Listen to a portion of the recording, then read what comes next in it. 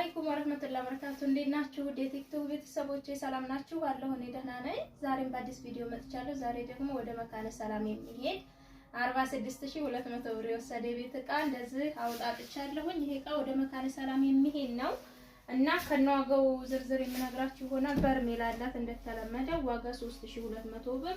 እዚህ ጋር ደግሞ ብረት ምጣድ አላት በትልቁ ዋጋ 1700 ብር። ደግሞ ሁለት የረከቦት ፈርሻዎች አሏት። ሱፍራን የሚባሉት የረከቦት ፈርሻ እንደምታዩት ሁለት አላት 500 ብር። ከሌላ ቦታ ነው የገዛሁላት እኔ እነዚህን አልይዝም። 500 ሁለቱን 1000። እዚህ ጋር ደግሞ የምግብ ሱፍራ ሁለት ሜትር አላት በምታዩት ዋጋ 800 ብር። እና እዚህ ጋር አራት ተደራራቢ ትሪ ያላት አራቱ ትሪ ኒኬል ትሪ ማለት ነው 1800 ብር። የልብስ ጥስት 1600 ብር።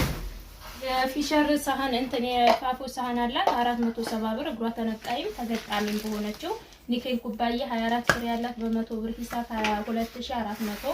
እዚህ ጋር 5 ማዕዘን የውሃ ብርጭቆ አላት ዋጋ 1250።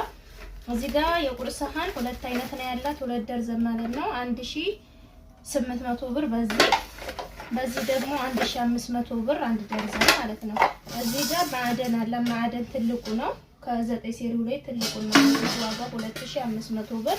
እዚህ ጋር ቲማቲም ጆክ አላት። ቲማቲም ጆክ ከሌላ ቦታ ነው ያመጣሁላት ጨርሼ እኔ 650 ብር ነው የገዛሁት ማለት ነው።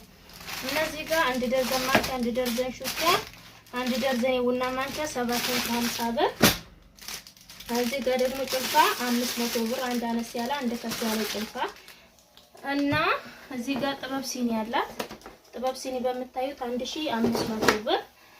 እዚህ ጋር 3 ተደራራቢ ሰርቪስ አላት ዋጋ አቷ ደግሞ የምታዩት ወርቃማው ረከቦት መስተዋቱ ባለ 5 ጋቸው ነው ዋጋ 4000 ብር።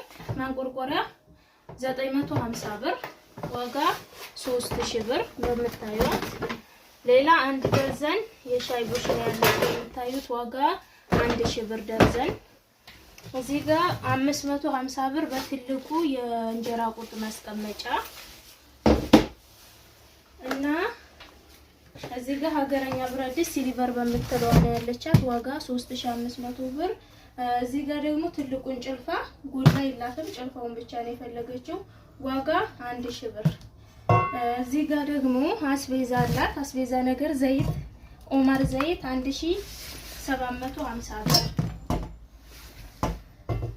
እና እዚህ ጋር ቡናና ስኳር አላት 2 ኪሎ ቡና 2700 ብር።